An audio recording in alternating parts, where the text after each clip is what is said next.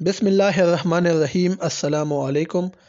آج انشاءاللہ یہ نوٹس اردو لسانیات کی تاریخ کے حوالے سے ہے اور اس کو ہم اس ویڈیو میں تفصیل کے ساتھ اس پر روشنی ڈالیں گے۔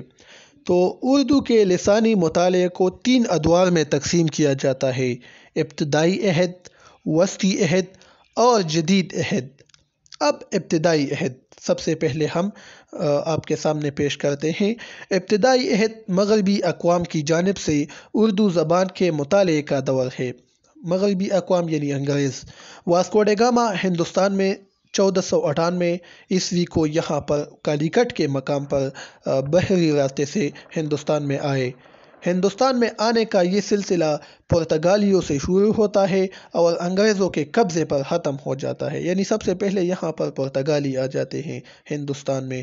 2 عالمی جنگوں نے انگریزوں کی معاشی کمر توڑ ڈالی اور اب ہندوستان میں رہنا ان کے لیے جوئے شیر لانے کے مترادف تھا، یعنی مشکل تھا۔ لہٰذا 1947 میں ہندوستان کا بٹوارہ کر کے وہ یہاں سے چلے جاتے ہیں۔ انہوں نے کئی 100 سال یہاں ہندوستانی پرچم بلند رکھا، ہندوستانی نہیں انگلستانی پرچم یہاں پر بلند رکھا۔ ان 300-400 سالوں میں انہوں نے اردو لسانیات پر بہت کام کیا۔ مغربی قوم کا اردو لسانیات پر تحقیق کے 4 مقاصد تھے: تجارت کے لیے زبان سیکھنا، عیسائیت کی تبلیغ کرنا ہندوستان میں، مقامی ثقافت سے آگاہی، حکمرانوں کے لیے اور یہاں پر رول کرنے کے لیے، حکمرانی کرنے کے لیے اپنے افسروں کو زبان کی تربیت دینا۔ تو ان 4 مقاصد کی وجہ سے انہوں نے اردو لسانیات پر کام کیا ہے۔ اردو لسانیات میں مغربوں کی پہلی کوشش لغت نویسی کی ابتدا ہے، ڈکشنری۔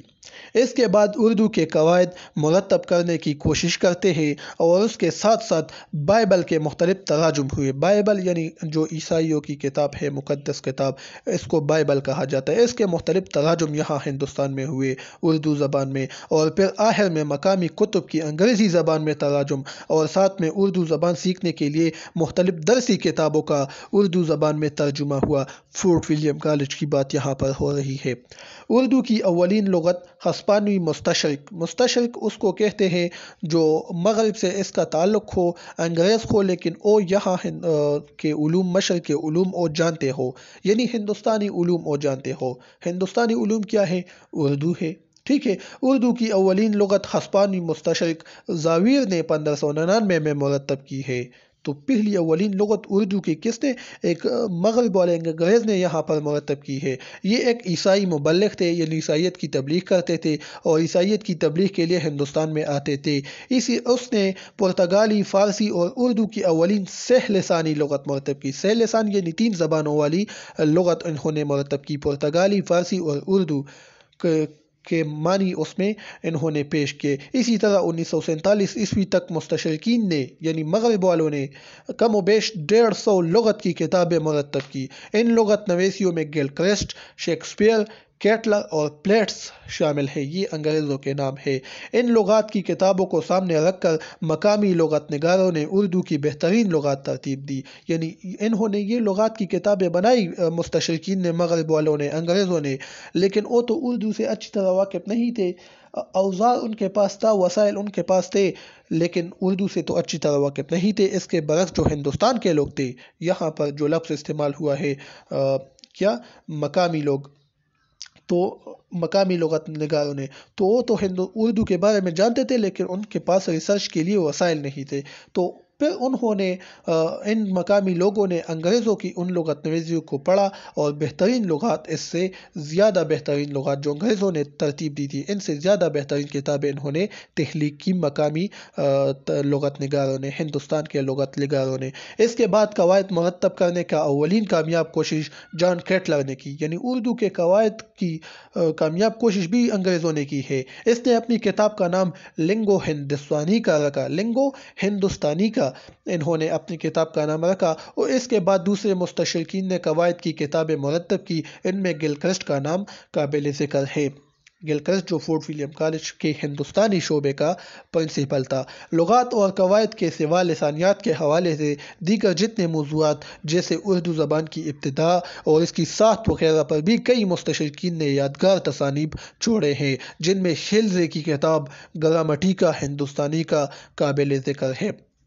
الغرض مستشرقین کی ان تمام کوششوں سے اگر ایک طرف ان کو حکومت چلانے اور عیسائیت کی تبلیغ کرنے میں آسانی ہوئی، تو دوسری طرف انہوں نے اردو زبان میں لغات، قواعد اور دوسری درسی کتابیں چھوڑی، جن کو سامنے رکھ کر مقامی ماہرین یعنی ہندوستان کے ماہرین نے اردو لسانیات اور تحقیق کے حوالے سے بہترین تصنیفات تخلیق کر کے مستشرقین کو بھی پیچھے چھوڑ دیا، یعنی ان سے بھی زیادہ خوبصورت اور اچھی کتابیں لکھی۔ یہ تو پہلا عہد تھا، ٹھیک ہے، اولین عہد تھا یہ، جو بہت اہم دور کہا جاتا ہے اردو لسانیات کے حوالے سے۔ اب وسطی عہد ہے۔ اس عہد کا آغاز برطانوی تسلط کے وقت ہی ہوا تھا، یعنی انگریز یہاں پر ہی موجود تھے کہ اس عہد کا آغاز ہوا اردو لسانیات کے حوالے سے۔ مقامی اہل علم حضرات نے مغربی کاوشوں کا اعتراف بھی کیا اور اس میں ہونے والی غلطیوں کی نشاندہی بھی کی۔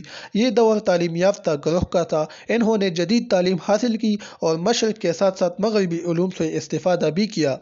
اس گروہ میں سر سید احمد خان، محمد حسین آزاد، ڈپٹی نذیر احمد، حالی یعنی الطاف حسین حالی اور شبلی نعمانی شامل ہیں، یعنی اردو کے عناصر خمسہ کا دور ہے یہ۔ شبلی نے عربی و فارسی کو بنیاد بنا کر اردو فصاحت و بلاغت پر روشنی ڈالی۔ محمد حسین آزاد اور حالی نے انجمن پنجاب کے تحت علمی و لسانی نظریات کی تبلیغ کی۔ اس کے بعد سید احمد خان دہلوی کی فرہنگ آصفیہ، مولوی نور الدین کی نور اللغات قابل ذکر ہے۔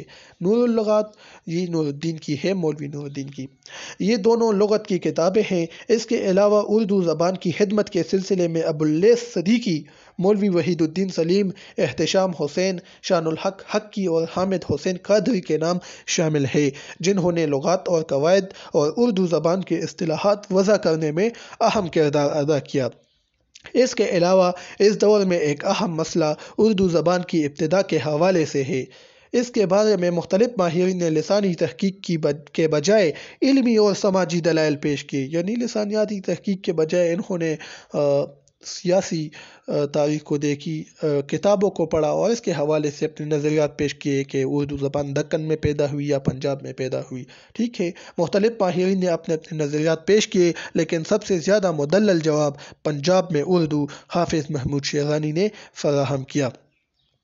اب جدید عہد، یہ دور تقریباً 20ویں صدی سے شروع ہوتا ہے اور آج تک جاری ہے، یعنی 20ویں صدی سے کچھ بعد، ٹھیک ہے، 1920-1930 کے لگ بھگ۔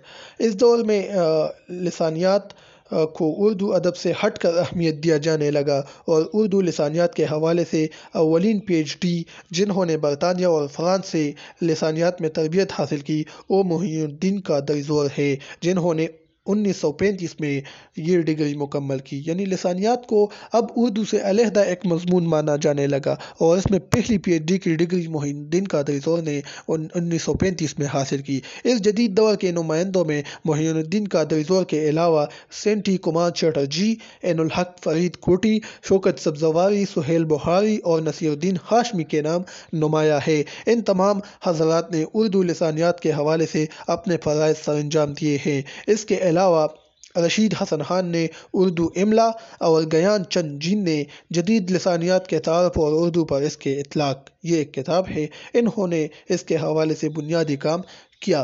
عالمی سطح پر علم لسانیات تجزیاتی اور تحقیقی رخ اختیار کر گیا ہے۔ کمپیوٹر کی ایجاد کے بعد لسانیات میں تحقیق کا ایک نیا دور شروع ہوا۔ دنیا میں موجود تمام بڑی بڑی زبانوں پر لسانی اعتبار سے سائنسی آلات کی بنا پر کام جاری ہے۔ اردو بھی چونکہ ایک بہت بڑی اور تمام دنیا میں کروڑوں لوگوں کی دلوں کی دھڑکن ہے، لہٰذا عالمی سطح پر اس پر بھی کام ہو رہا ہے۔ اس عہد میں اردو لسانیات کے حوالے سے پاکستان میں ناصر عباس نیر اور ہندوستان میں خلیل احمد اور نصیر احمد خان کے نام نمایاں ہے۔ تو آج یہ ویڈیو اردو لسانیات کے حوالے سے تھی، اس کی تاریخ کے حوالے سے تھی۔ امید ہے آپ کو سمجھ آ چکی ہوگی۔ انشاءاللہ پھر نیکسٹ ویڈیو میں ملیں گے۔ اب مجھے اجازت دیجیے، اللہ حافظ۔